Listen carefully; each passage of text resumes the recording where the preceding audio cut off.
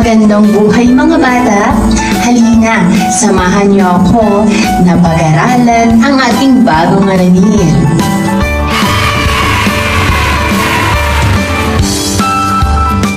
Ang pinagmulan ng buhol, alamat mula sa Kabisayaan.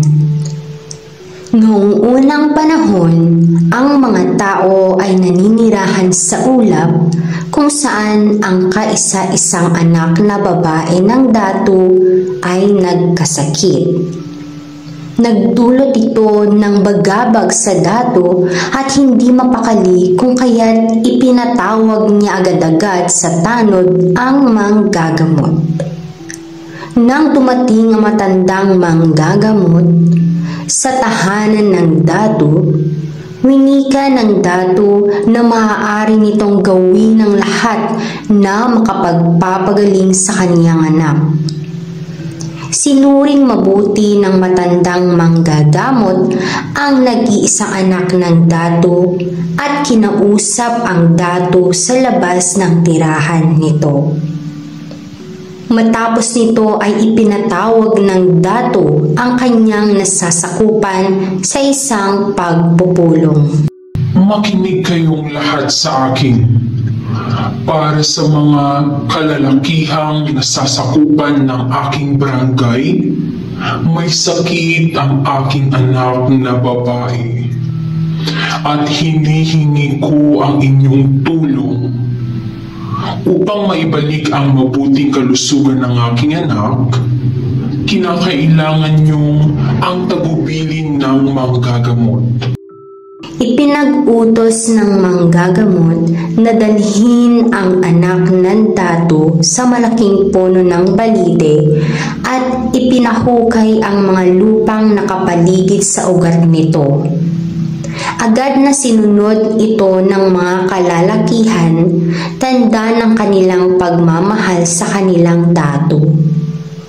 Binuhat nila ang anak ng dato gamit ang duyan at masigasig na hinukay nila ang lupang nakapalibot sa ugat ng puno. Matapos nilang maghukay, ay ipinag-utos ng manggagamot na ilagay ang anak ng dato sa kanal na nabuo mula sa paghuhukay. Ang ugat ng puno ng balite ang makakapagpagaling sa anak ng dato. Ngunit sa hindi inaasahang pangyayari, bumuka ang lupa at nahulog ang anak ng dato. Humingi ito ng tulong, ngunit huli na ang lahat. Nalaglag ang anak ng dato sa isang daluyan ng tubig at nagpagulong-gulong dito pababa.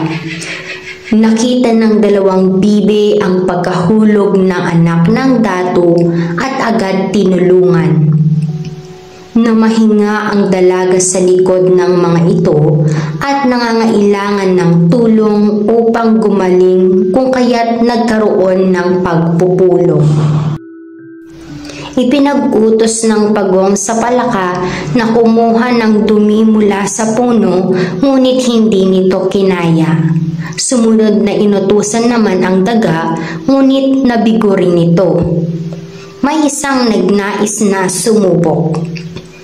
Ako, susubukan ko. Wika ng isang palaka, ngunit pinagtatawanan lamang siya. Sinubukan ng palakang ito, at sa wakas ay nakapagdala siya ng ilang butil ng buhangin. Isinabog sa paligid ng pagong at lumitaw ang isang pulo at naging pulo ng buhol. Dito nanirahan ng babae, ngunit ito ay nanlalamig kung kaya't nagkaroon ng pulong muli. Kailangan mainitan ang dalaga. Nagsalita ang maliit na pagong at sinubukang kumuha ng kidlat sa ulap upang makagawa ng liwanag. Isang araw, gumalaw ang ulap at tinangay ang pagong kung kaya't nakakuha ito ng kidlat. Mula rito ay nakalikha sila ng araw at buwan na nagbigay ng init at liwanag sa dalaga. Simula noon ay nanirahan ang dalaga sa pulo kasama ang isang matandang lalaking kanyang nakilala. Nagsama sila at nagkaroon ng kambal na anak. Ang isa ay naging mabuti at ang isa naman ay naging masama. Ang mabuting anak ay inihanda ang buhol para sa pagdating ng mga tao. Gumawa siya ng kapatagan, mga ilog at maraming hayop, ngunit ang ilan dito ay sinira ng masamang anak. Nagkaroon ng pagtatalo ang mabuting anak at ang masamang anak. At dahil dito, naglakbay ang masamang anak sa kanluran at dito siya namatay. Nagpatuloy ang mabuting anak sa paghahanda sa buhol at inayos ang lahat ng ginawa ng masamang anak. Nilikha ng mabuting anak ang mga boholano mula sa lupa at dinuraan kaya sila ay nabuhay.